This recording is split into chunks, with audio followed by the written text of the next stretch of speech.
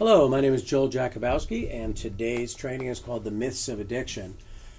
I'm only going to cover 3 of the common myths of addiction. If you research and just even Google something that says, what are the common myths of addiction, you'll find the ones we're going to talk about today. They may not be worded the same, but they'll definitely be covered. And then there are a couple of other ones that are kind of adjunct to these that are important to know. But I want to talk to these 3 myths of addiction.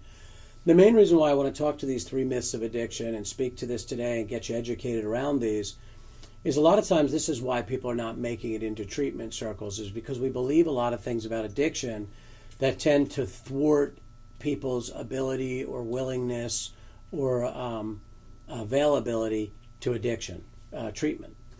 And so I want to start talking about these because I believe if I can address what the myth is, then we can talk about what the facts are. As you know, we do much better when we operate out of what the facts are, and the facts are substantiated through research and experience and education on what really identifies and signifies what addiction is, how it affects the individual, how it affects the family, and then more importantly, or as importantly for the sake of this training, what it isn't. And so we're going to talk about that.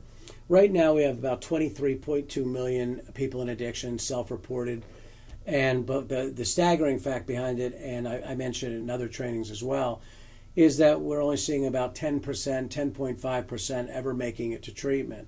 So some of the reason for that is what I've discussed already, is that there's a lot of myths and false assumptions and understanding and more importantly beliefs about addiction that I think we need to reevaluate and become reeducated on based on what we would call fact, based on the conditions I said earlier, like education, experience, and research.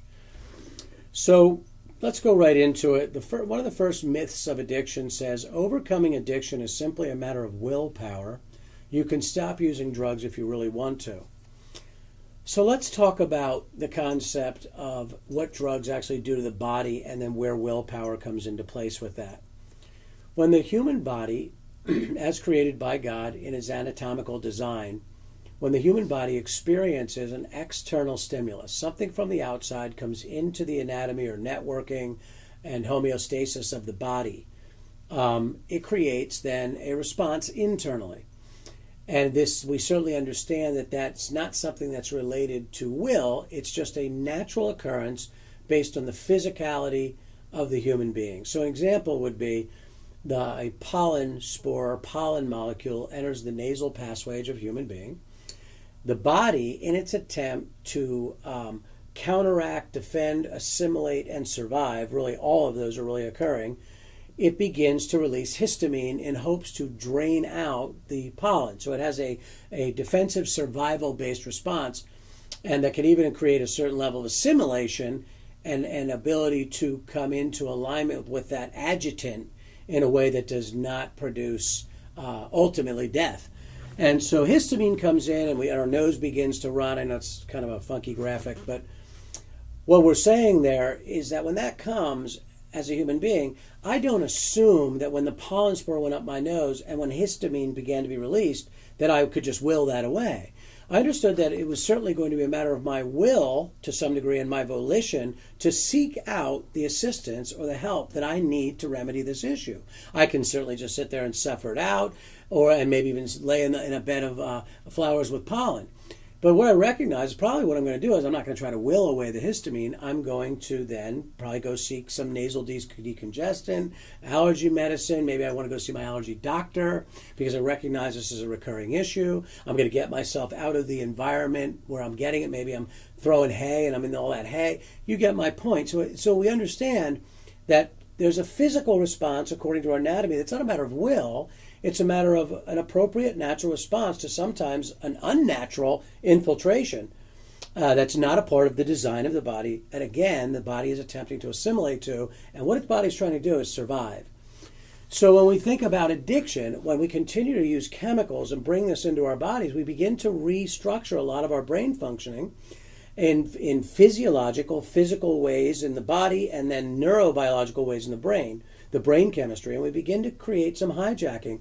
We certainly see the body's assimilation to the drugs in terms of trying to bring it into the networking of the system, often coming in through the lymphatic system of the body, which in part delivers, for, in layman's terms, kind of nutrients to the other vital parts of the body. Well, addiction kind of comes into that, and the body begins to assimilate. And what the body begins to do in an attempt to survive in that assimilation is try to incorporate these drugs as part of the body. But what ends up happening, it creates a dependency on those. So think of it with oil going into the engine of a car. The oil goes in, the engine assimilates it, and begins to use it as a property in its networking. Now, certainly the oil is not designed there to be beneficial, but for the sake of our analogy, it still incorporates or assimilates the oil. So what do we know happens when we remove that oil that the engine is becoming dependent on for its quote-unquote revised normal functioning? We know if we remove that oil, the engine seizes up. And so for all intents and purposes, for the physical effects of addiction, the physiology rebels and says we become accustomed to this, and the body craves it. And so with that said, so we understand that where a pollen can come in and create that, we also have to come to an acceptance of the fact, if I keep adding this and infiltrating this chemical, my drug of choice, whatever it is, into my body, it is going to begin to start changing brain functioning and physiological functioning. So we know I can't just will away that response. In combination with a willful decision to seek out help, treatment, resources, a change in lifestyle, then yes, there's a certain matter of intention that a human being brings into the equation. But I don't just will away those neurobiological changes and, unfortunately, all those adverse behaviors that come to the disadvantage of myself, others, and society. I don't simply will them away. Most of us that are dealing with the complexity of an affliction understand that it affects all three parts of the human being, mind, body, and soul. Ultimately, addiction is not only no stranger to that concept, but it attacks, in essence, the brain, because that's where the reward system starts to become altered, and we have a series of change in the release of these chemicals in the brain that are responsible for pleasure. We begin to saturate and cause exhaustion in the brain to release those. And so the mind, body, and soul all get affected of the human being, because we know when this becomes infiltrated, when this part of who we are, which really in essence, if we think about it, really is who we are. I mean, Joel is really this high up. All of my body, really just for the most part, is carrying Joel around. So in this part of my life, my brain, the operating system for everything else to do with me, in terms of my interaction with the world, myself, God, others, jobs, whatever it would be, when this becomes sour, then so also will what comes out of here and what comes off the end of these. And so when this is healthy, generally these will be healthy. When this becomes infiltrated, made unhealthy, so will then the behaviors and the characteristics of that entity based on the infiltration of its operating system. And in our case, is the complexity of our brain being hijacked, rewired, and change in function. And so so the fact is that it's not necessarily a matter of willpower as a standalone resolve. What we come into agreement is the fact is that addiction alters the brain. So the myth says that overcoming addiction is simply a matter of willpower. You can stop using drugs anytime if you really want to, in a moment. But the fact says addiction alters the brain. So because it's changed chemistry, and then that changes all the domains of our life, because remember, I operate out of this, so that begins to make all my decisions on how to interact with everything else. So I begin to not only adversely affect my own physicality, my own dreams, aspirations, sense of self, emotional fortitude, but I begin to saturate that in others, which creates all kinds of upheaval and all kinds of healing that needs to happen externally to me to find my way. And this is the value of the process of treatment and ministry and counsel and these things. So when we talk about things like addiction as a brain disease or a disorder, or we can even this can be attached to some degree as a sin issue inherent to our humanity that exasperates and exaggerates that sin component of who we are, and that there's a separation of God that happens in addiction. So backing up from that, no matter what any group agrees on in terms of the causation of that ability to not just will it away, is that we understand addiction as a spiritual oppression, an emotional bankruptcy, and a neurobiological impairment. The causation and reasoning, disease, disorder, sin issue, the world may never agree. we believe, from a faith-based perspective, that when we address the spiritual need, and whatever the underlying sin issues are that may exist in just our humanity, not the fact that we're bad people and that sinners become addicts, because to some degree we all have a sense of besetting sin in our inherency as a human being, and so if that was the case, we would all become addicts. And so this is not what we're saying. So what I'm conveying and what I'm hoping you gather from what I'm saying is that whatever we agree or disagree on, what we have to, though, come into agreement on, and this is where we struggle and often as people's faith, is we, for some reason, choose to not examine or evaluate or consider the neurobiological. And no matter what we think caused that, whether that was idolatry, because of sin issue, whatever it was, what is absolutely measurable scientifically is that there is a change in brain functioning, and that seems to exacerbate the poor decision making, which leads to poor behavior. And so if we can agree on that, then we can decide then how we want to treat that. That's a whole other issue. And if I believe it's a spiritual issue as the overarching condition, then we're going to treat it through a re-identification, returning to an authentic self, breaking the old patterns and habits and conformities of worldly thinking and maybe things that cause me, that exacerbate my sin nature, cause me to feel feelings of hopelessness, fear, helplessness, all things contrary to a biblical value system and a faith life in Christ. And as importantly, identity. Identity gets lost in our addictions because we take on the identity, the operating identity, that we are this thing, that we are this addicted person, or as the world says, this addict. And if what we believe we are, we operate as. So from a faith perspective, we address the spiritual component specifically from a Christian value system and a relationship with God by way of an indwelling of the Holy Spirit that reveals to us our authentic self according to our designer, and a return to that and an investment in that and that value system and that sense of self and worldview of the world and purpose for existence and hope that's associated to it. And we find enormous resolve. Matter of fact, governmentally proven, it would seem that evidence suggests that long-term residential faith-based treatment offers the highest level of success, whether it's a particular program or not, that combination. And so that says something about that dynamic. So this is where, families will say, we didn't raise our child to behave these ways. And so what the suggestion there is that somehow our child rearing or our family caused this person's addiction. Here are the 3 C's that I want to give you to empower you. The first C, as a loved one of a person in addiction, is that you cannot cause someone's addiction. How unreasonable would it be to think that you can cause somebody's decision to do whatever they do and make their own choices? We don't cause that in anyone. Everyone's responsible for their own choices. But more than that, you don't have the power. We are not powerful enough to create an addiction, especially in terms of the neurobiological change that happens in a human being's brain. It's an overassertion of our power to even remotely assume that we could cause that affliction. It's almost saying we caused cancer in someone. It's a condition. And I realize it's more than just physiological and maybe the way that cancer is, that it has the emotional and spiritual component, and that's where we get a little lost. But we didn't cause the addiction. The other important piece of this, in terms of this first myth and willpower and overcoming addiction and our role in it and understanding of it is the second C is that we cannot control the addiction. We can learn to manage the behaviors by managing our response, but we cannot control the addicted person, and we cannot control the behaviors of the addicted person or the addiction. We can manage them. And so we cannot control it, so that indicates that we need to inspire that individual, take it into an environment like these faith-based programs, and to get that change they need for their life.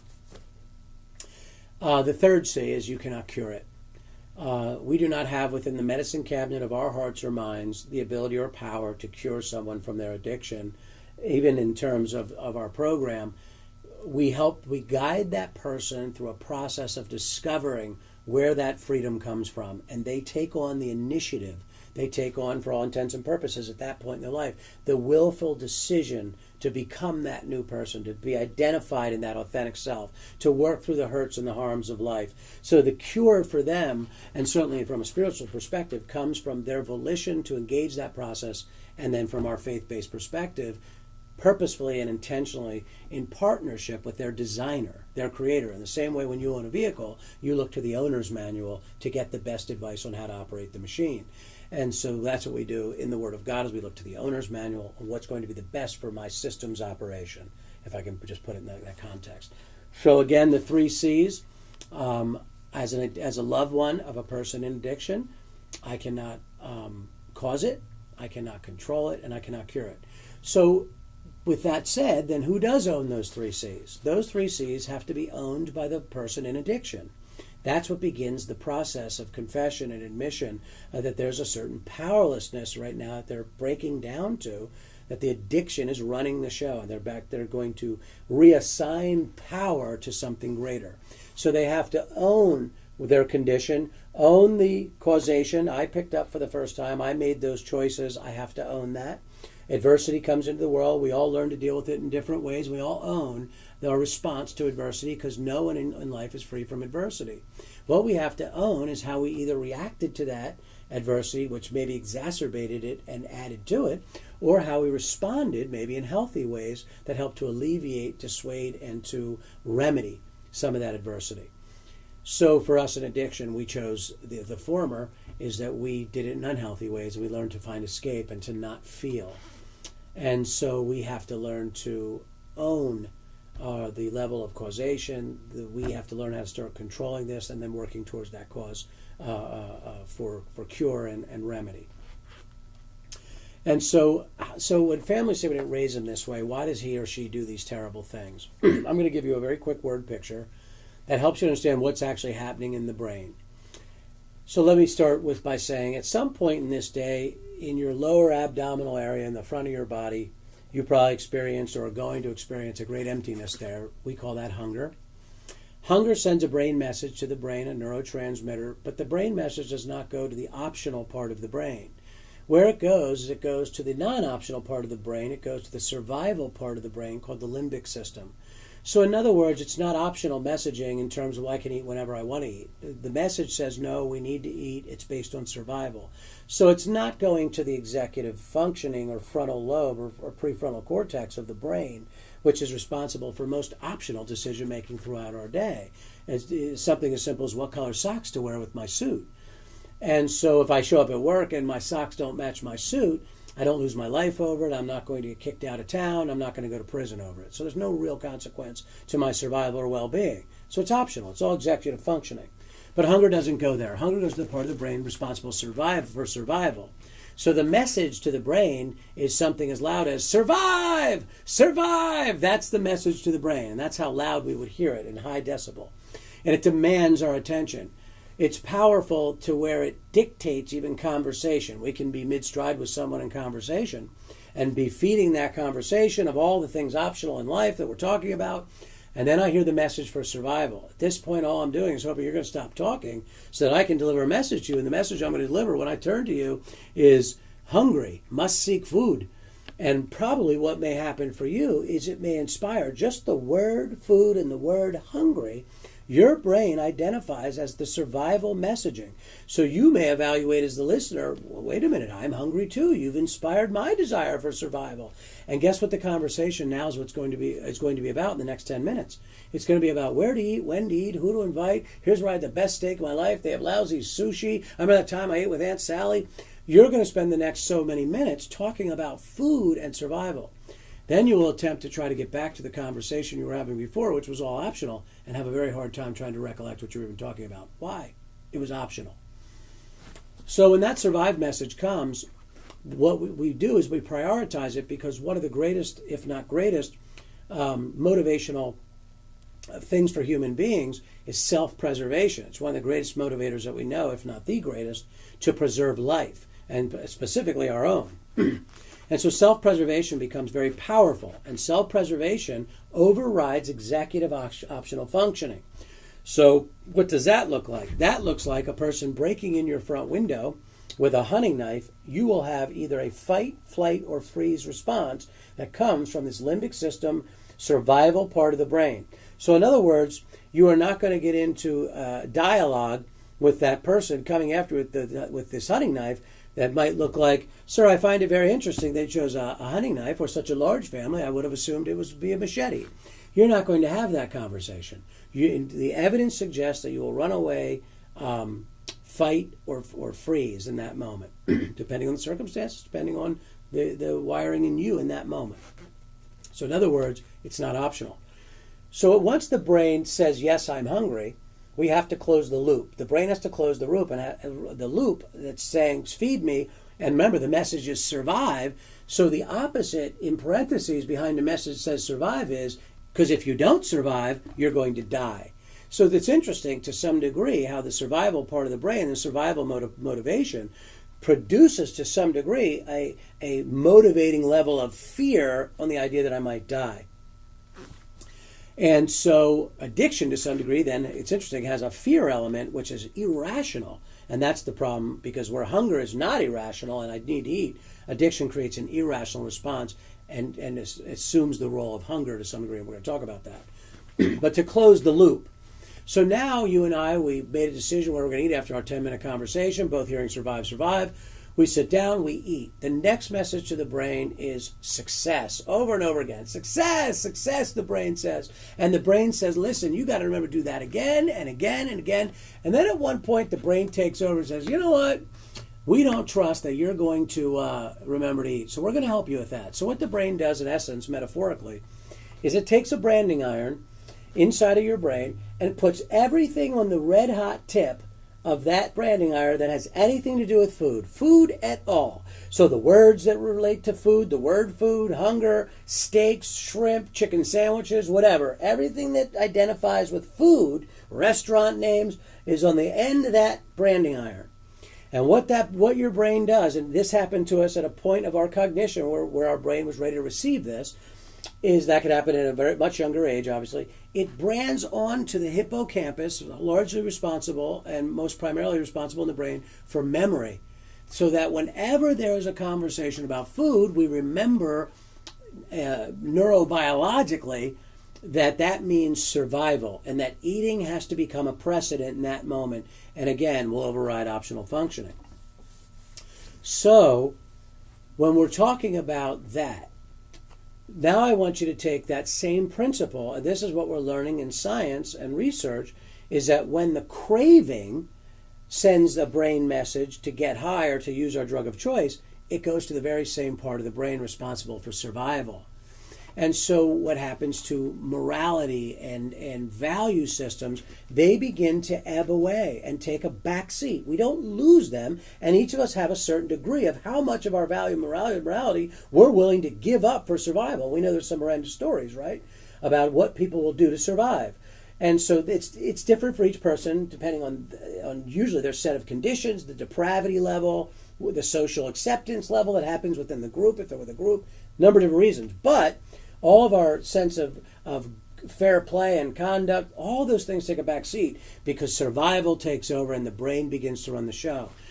So what does that look like in a sociological way? Where do we also see that? In sociological circles, there's a story of the starving man. I think it falls under what we call the Heinz dilemma.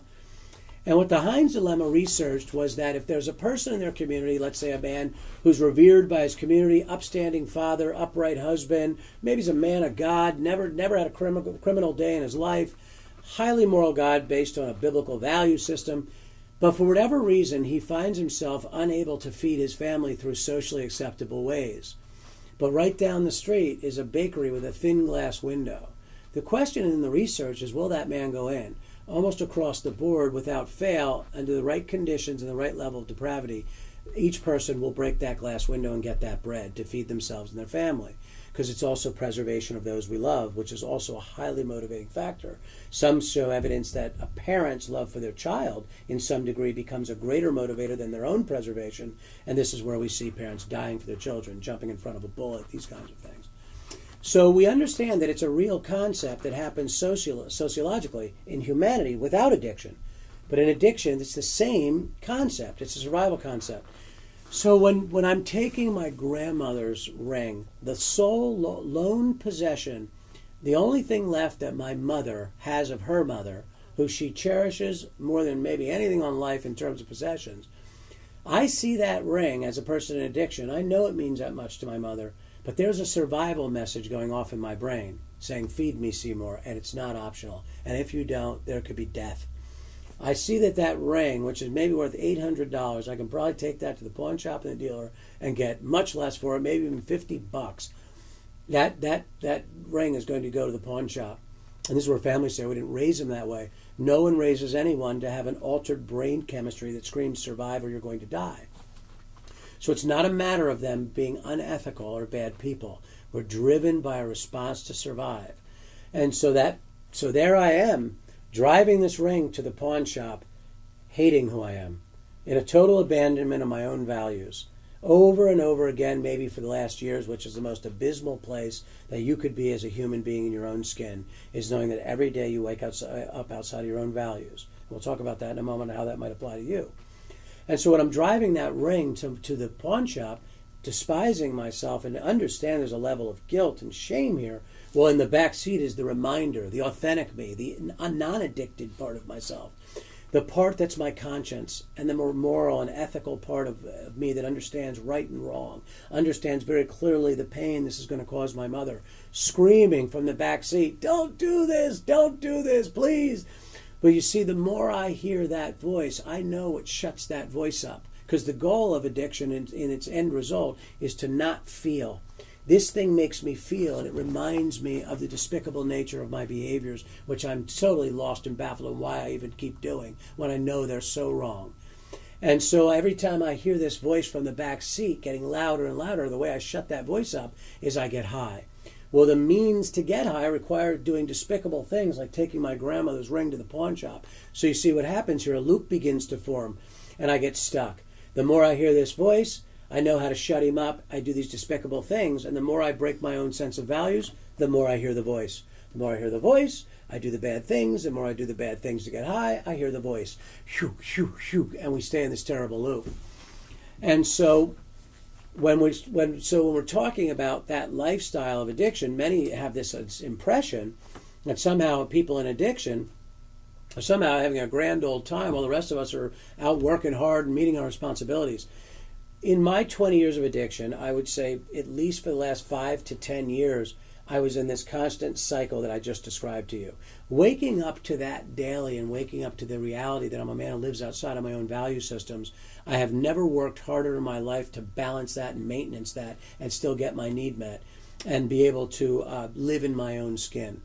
And so, as I'm saying, there's nothing enjoyable about the process of addiction. It purely becomes maintenance, especially with the opiate addictions and benzodiazepines and alcohols, where we know there's this tremendous level of not only spiritual and emotional dependency and depravity, there's also a physical depravity, where the body itself is screaming, feed me, and because if you don't, I feel like I'm going to die. And many times without medical detox, for heroin and alcohol, there absolutely can be death. The body will seize up and die without medical assisted detox. And so that demand is greater than my ability to maintenance ethically. And so what I often say to families is to really understand it, what I would think you would have to do is you would have to spend the next 2 weeks, this is what I would say if you wanted to figure out what this feels like, is spend the next 2 weeks living completely outside of your value system. So what does that look like? Lie to everyone you know. Compile lies on lies to get your needs met. Every person you encounter, imagine how they can be an advantage to meet your survival need of usage. Cheat on everyone you're with. Remember, in addiction, we chase every emotional quick fix. So cheat on the people you love. You have infidelity and all kinds of affairs with other people. Every environment you go into, assess that environment for what can go out the door with you into the pawn shop or to the dealer. It might even be your grandmother's house. Be late for funerals or don't show up to weddings or funerals. Be the last one to show up on the job and the last one to leave. Assess the bathroom at your work for what in the bathroom can go home with you. Toilet paper, paper towels, whatever you need.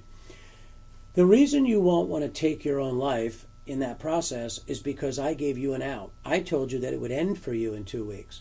In addiction, in that loop, we never know when it's going to end.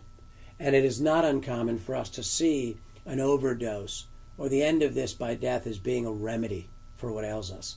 So there's no enjoyment in the process. We are greatly in people who need help, and we need to be motivated to get help. And that's one of the largest parts of this training, is learning that we have to motivate our loved ones to break that cycle. and that they're not going to just simply in a moment will themselves out of it. They need to get into a process and be motivated to get into a process to assert a new cognition and volition for change. So the other myth that we want to talk about is the idea of this concept of rock bottom. It says addicted persons have to hit rock bottom before they can get better. The problem with rock bottom thinking is that does everyone have a bottom?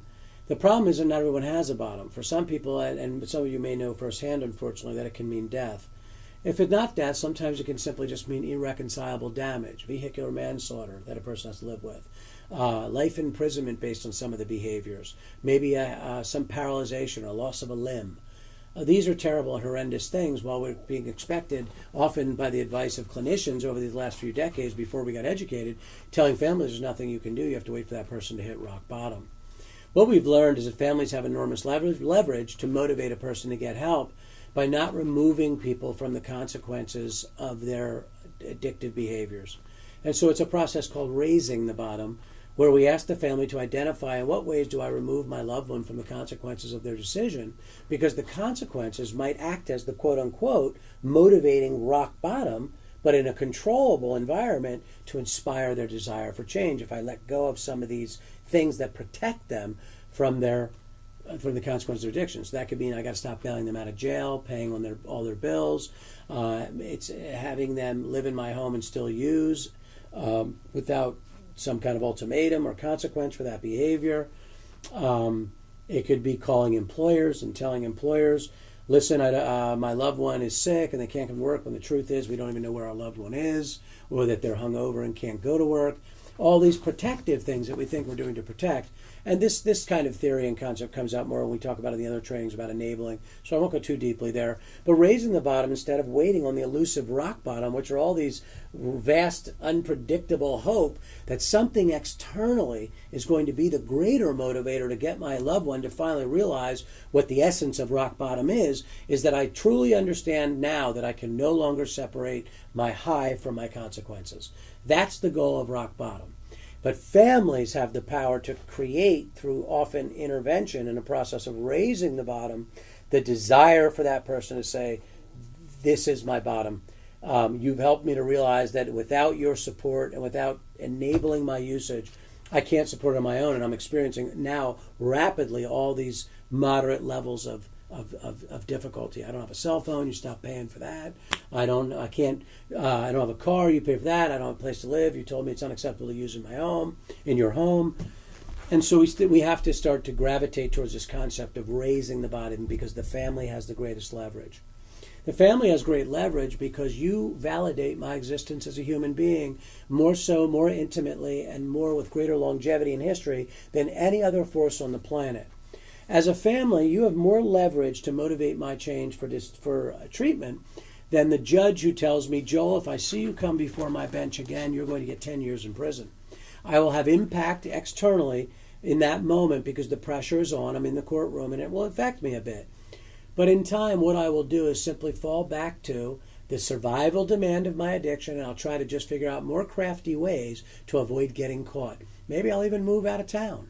Maybe I'll move out of state, maybe leave the country, because I'm figuring I can just leave the consequence and stay the same. Families have more leverage. Families have more leverage than the doctor who says, Joel, if you don't quit drinking, there's a very good chance you will pass away in a month from liver failure. That will impact me in the moment. But because the survival demand, and I need a level of therapy and change, not a threat only, I need to be motivated by that into a process of change and care. I will leave there, and now I will try to do what I've done 100 times before in my drinking, is try to control how much I drink or what I'm drinking or when I drink, and I will fail miserably because I'm still going to be responding to the survival message of the brain. That is something greater than my ability to just will away how much I'm going to drink at the moment. That is the signature of an addiction, that the brain has become impaired beyond good, reasonable executive functioning and good decision making. It takes over. And so I won't be able to curtail my drinking, and eventually I might last 2-3 days. And because that survival message is going to keep coming, I'm going to return to the drinking that satisfies the demand, and that increases over time by tolerance. And I will end up probably in a hospital, emergency room, and Lord forbid, maybe even a casket. And so families have greater leverage. You motivate my desire for change because there's a part of me that can't imagine living life outside of your intimacy, your level of acceptance, your approval, your affirmation of my dignity and value as a human being. Every candle on every cake throughout my life, as we sang songs that were called Happy Birthday, but they really were saying, we're glad Joe's alive, we're glad Joe's alive. You made my existence have value. When you're challenging me about my addiction, I am going to certainly throw in your face things like, leave me alone. But in parentheses, and the leverage and the string that you play on behind that statement for every person in addiction with their family is, leave me alone, but in parentheses, but don't go too far away. Because to live life without any form of loving, accountable affirmation in the depth and vastness of my family, there is a place of aloneness that's very few is more lonely than that. And so that's the string that we play on as a family when we decide that we're going to intervene and we're going to start raising the bottom, because whether we get involved or not, or use our leverage or not by way of intervention, which we're going to cover here in a moment, that person is on the path to death. We can sit by and vicariously wait and hope for something externally to happen, or we can start to be the leverage and the motivator. So this leads us then to our final myth, and this is where we will close on this myth, is the final myth says this. It says that you can't force someone or an addicted person into treatment. They have to want help. So first of all, we have to accept that what this means is that we believe that by intervening on somebody or raising the bottom, we're forcing someone to do something. The truth is that no one has the power, unless they remove your absolute will, to force anyone to do anything. Control is an illusion. When families intervene with their loved ones, they're not forcing them to do anything. What the family is saying is that we can no longer embrace a process of death because you're not in a lifestyle, you're in a death style, and we are going to make independent decisions, regardless of the choices you make, to get well as a family and independently. We're asking you to join that fight as we fight for the family, because you see, you have an irreplaceable and invaluable place in our hearts and homes that no one can replace. And you are always welcome there. And we want you there and can't even imagine life without you there. But your addicted partner, that addiction in you, it is not welcomed. And when it comes into our homes and lives, it does not just break you down, it breaks all of us down, and we will be all devastated to the addiction and lost, and our family will deteriorate. And this is the evidence and research that we see happening in families. This is what births the concept of intervention, births the concept of raise the bottom, is that we find all this sitting around and waiting for this elusive rock bottom, and families believing they have no power, families break down to the point of no return. And so what the family is saying is that we're asking you to go into treatment because what we need you to understand, and by way of intervention, is that we are all affected by addiction. To some degree, we've all become addicted. You to your chemical of choice, and really us to you. We've all become obsessed with one another. You to your chemical, and us to you. We're all breaking down. We're losing our lone lives, and a lack of education, and fear, and hopelessness, and the belief that we can't live functionally unless you start to live functionally as the addicted loved one. And we know that you will never live functionally unless you're willing to create some separation and abstinence between you and that drug of choice. And so the family says, listen, it's not personal. When we tell you we're going without you, but you can't come with your addiction because we're choosing life, that's just it. It's not personal. When we tell you that we're not going to go with you into a path of life, you're going to have to go a path of death, you're going to have to go that alone. It's not as if I'm betraying you or that somehow as a family we have a lesser amount of love. Matter of fact, the fact that we're even doing an intervention, which might be the hardest thing we've ever done in our life, is the actual evidence of an extraordinary level of love, but it's not in the shape always of feelings. It's in the shape of duty, because you see, this is a rescue mission. And where rescue missions come in, where we free people from prison, we don't need them to be in agreement with them to preserve their life. We'll have to talk about that later. This is an action to preserve life. We'll have to catch up emotionally later. And so that's what families are doing in intervention. It's a rescue mission. And so what we're saying to the loved one is you are asking us to embrace death. We are incapable. It's not a matter of us not loving you or betraying you. You are asking us to embrace something that we are not hardwired by God in our design to do, to embrace or to propagate or co-sign a decision for death. We don't know how to do that. When we do it, we die too, in all the domains of our life, and then maybe even potentially physically. So we just can't come. It's not a choice. It's not optional. We're incapable of joining you there and expect for a good return. We will embrace death, and become death, as you have embraced death and are becoming death, and that's why we're intervening. So if you make a decision for life, we will join you on that. We recognize that we all need help, and we're all going to get our level of support in the community. We're going to continue to get education, and we're going to stay a part of this intervention process with our interventionist and the professional help that we need. We're going to come up to the program and do all the family days with you and join you. We know our part, but you have a more immediate need. You're the one actually adding the chemical to your body. The urgency is greater for you, so in other words, the level of care is greater. You will not be able to just have support groups. We need you to enter into a process of formal care and treatment. And so this is what we need from you, and here's our promise to you what we're going to do. What will you be willing to do? Are you willing to go? Because you need to understand there's only two options, a choice for life or a choice for death. You are entitled to make a choice for death, but we will not join you with that because we are entitled to make a choice for life.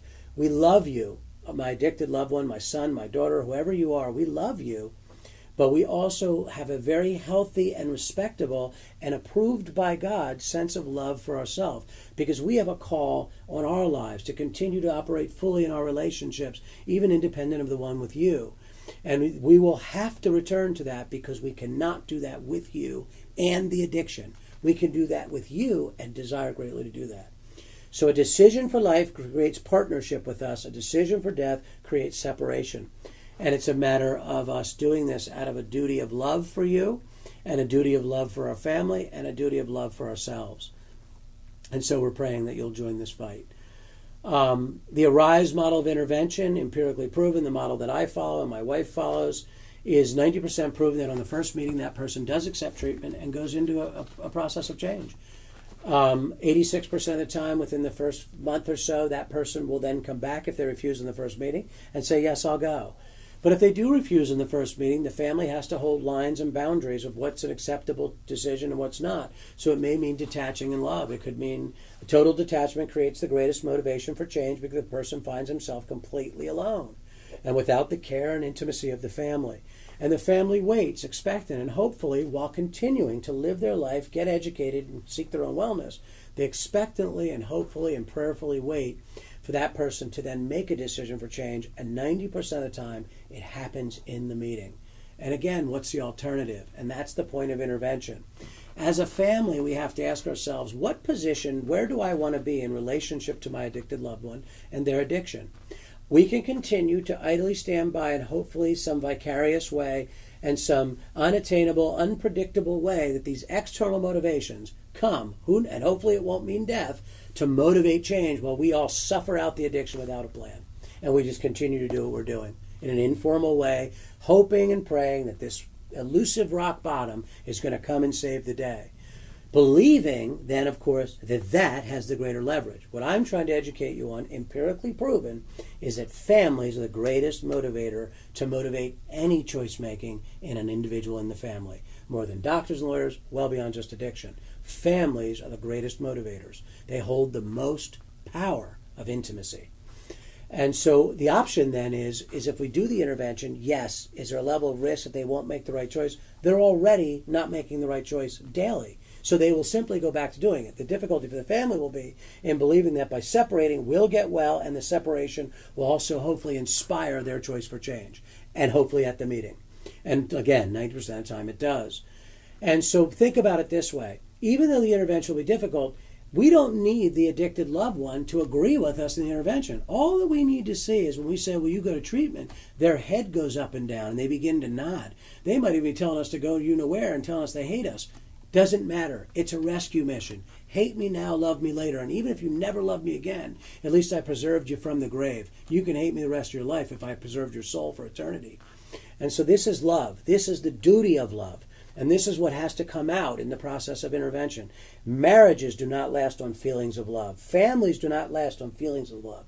Families and intimacies and relationships exist most primarily and most predominantly successfully on the duty of love, a calling greater than the emotions of the relationship, one that includes accountability and holding people responsible to the rules of relationship that promote life.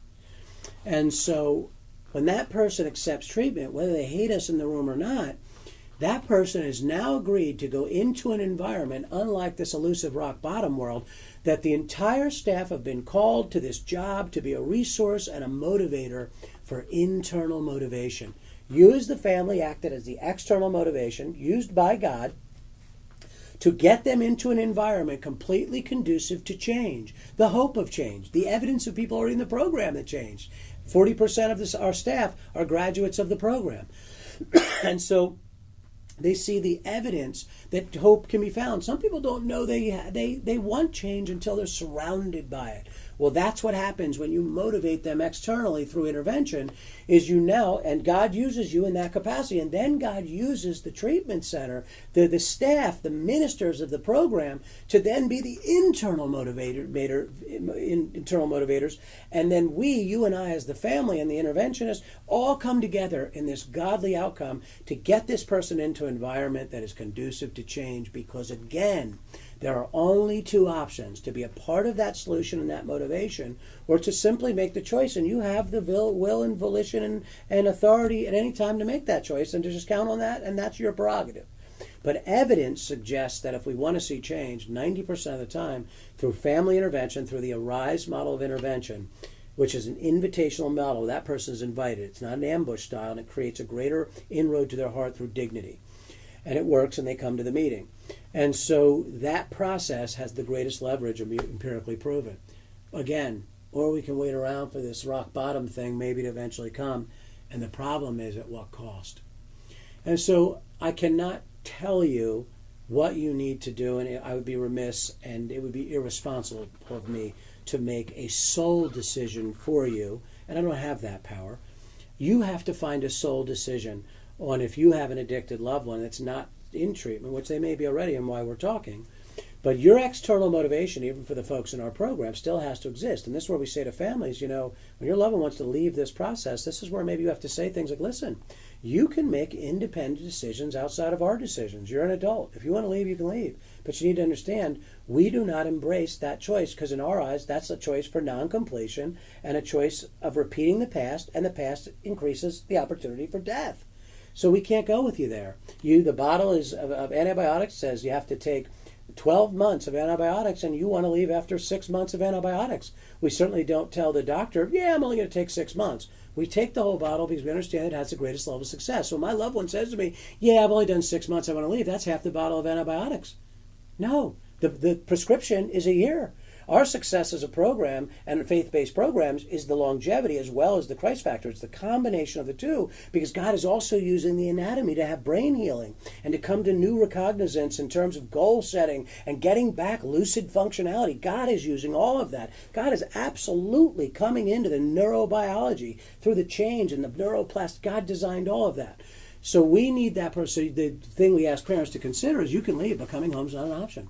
We will no longer, as a family, support decisions for death. And it's not because we don't love you, it's because we do love you. And it's also important for you to understand that we also equally love ourselves and our dignity and value to our Father in heaven. Because you see, folks, before we're anybody's father, husband, daughter, brother on earth, we are first someone's son and daughter. And so my first obligation is to fulfill my relationship to God. And I cannot lose that calling or that path for my life for the willful decision, indecision, or poor decision of another human being. Especially when I have done all I can do to motivate good decision making, to deter bad decision making, and then pray for the best, because that's the only power I have in anyone's life. So as families, something intervened and motivated your loved one to come into this process, to where our job now is to do the best we can with Christ's help to be internal motivators, so that they begin to own their own process, and then we release them, and then the ownership comes off of everyone, which it shouldn't have ever been on anyone but the person in addiction. And so you are the external motivator. I would ask you to continue to be our external source of help to keep your loved one internally in this process. And we continue to pray for you. We know this is a very challenging process, but the Bible shows us that adversity creates amazing blessings, and blessings on the other side of adversity when they come internally through our relationship with God and our own development, and also externally as we see families being reunited, opportunities coming into families that may not have ever happened had they not had the adversity, which created the ability and the development for greater things. So be hopeful, be optimistic. Can't wait to talk to you again. praying with you and for you in Jesus' name. Blessings.